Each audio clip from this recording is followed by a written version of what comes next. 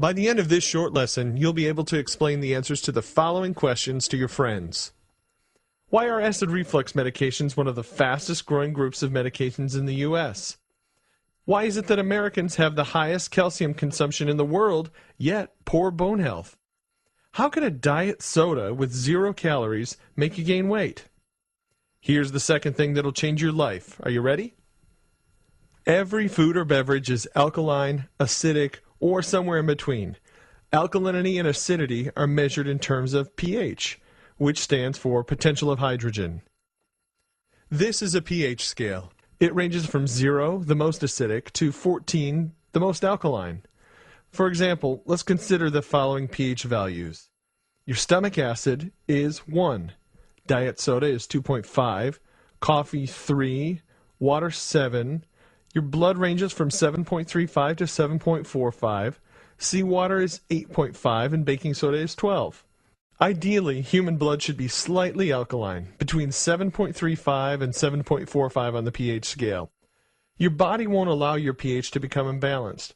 If it did, you would die. Your body has built-in mechanisms such as respiration, perspiration, urination, and mineral depletion, which keep it in balance. The trouble begins when your body has to work overtime to maintain balance. An imbalance is primarily due to the overconsumption of acid-forming foods and beverages, as well as unhealthy stress. We consume considerably more acid-forming than alkaline-forming foods and beverages.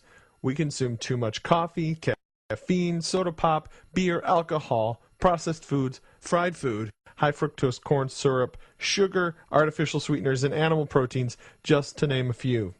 In addition to our unhealthy food and beverage choices, we live in a world that keeps speeding up, potentially leading to high levels of unhealthy stress, which also increases acidity. Foods and beverages run the gamut of the pH scale. There are a few general rules. Animal products are for the most part acidic. Let's look at ice cream, cheese, yogurt, beef, lobster, chicken, pork, shellfish, venison, and fish. Vegetables and fruits are primarily alkaline. Let's look at snow peas, spinach, tomatoes, lettuce, squash, potatoes, cabbage, broccoli, asparagus, and sweet potatoes. And fruits, let's look at oranges, bananas, grapes, cherries, grapefruit, mangoes, raspberries, watermelons, lemons, and limes. I know you're thinking we got this wrong. Lemons and limes are acidic, right? Well, the classification of whether a food or beverage is acidic or alkaline is based on the effect it has on the body after digestion. For example, lemons are extremely acidic in their undigested form. However, their end product after digestion is more alkaline, making lemons alkaline forming in the body. A simple way to increase the alkalinity of a glass of water is to add a slice of lemon or lime. Let's see where popular drinks fall on the pH scale. We have soda, beer, coffee, alcohol, and tea. And how about water? Well, let's look at distilled water, bottled water, spring water, and mineral water.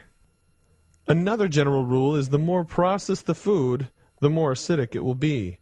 However, just because a food or beverage is acidic doesn't mean it's unhealthy. Blueberries and walnuts are both acid-forming foods, but they have tremendous health benefits. It's more important to pay attention to the overall trend. Remember when we said Americans eat a diet rich in acidic foods? Let's examine some typical American meals. How about a burger, French fries, and a soda? Or a steak, baked potato, and glass of wine? Or what about fried chicken, baked beans, corn, and a beer? Or the all-American picnic of a hot dog, potato chips, and a salad, chip, soda? These meals force your body into an acidic state. So let's bring this all together. What happens when your diet is too acidic? As previously mentioned, your body is constantly putting mechanisms in place to maintain a balanced pH. When your body has to work overtime to maintain balance, the trouble begins.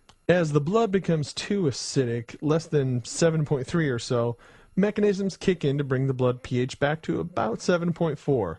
The breathing rate increases to remove carbonic acid by exhaling carbon dioxide.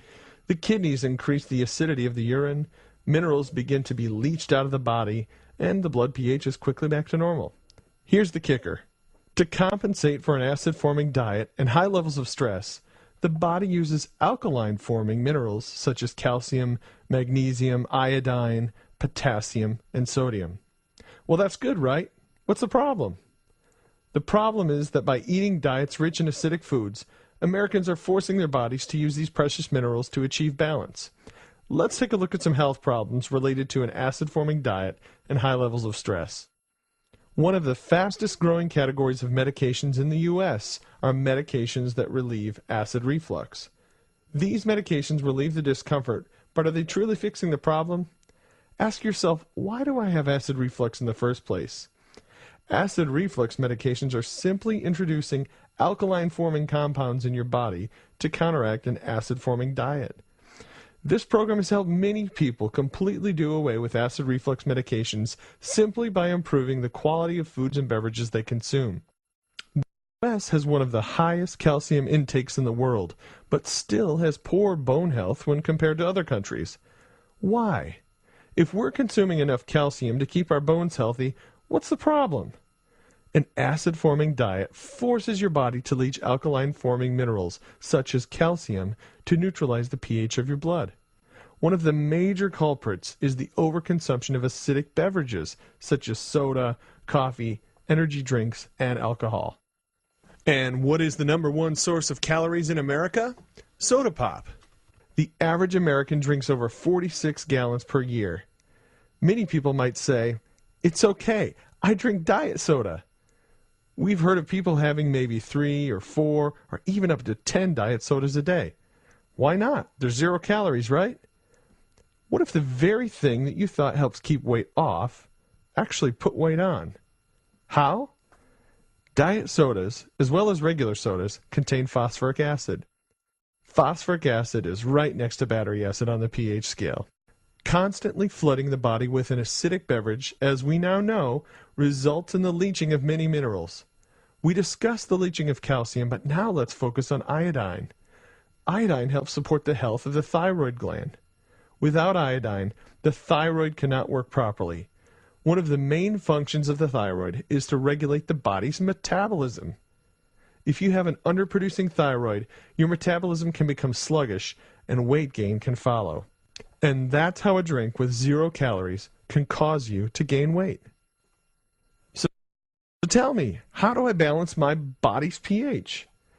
It's simple. 2 things: R&R and proper diet. First, rest and recovery. Take time for yourself. Get more sleep. Take regular vacations. And try to get a little downtime each day. Secondly, diet. Consume foods and beverages that have high alkaline levels.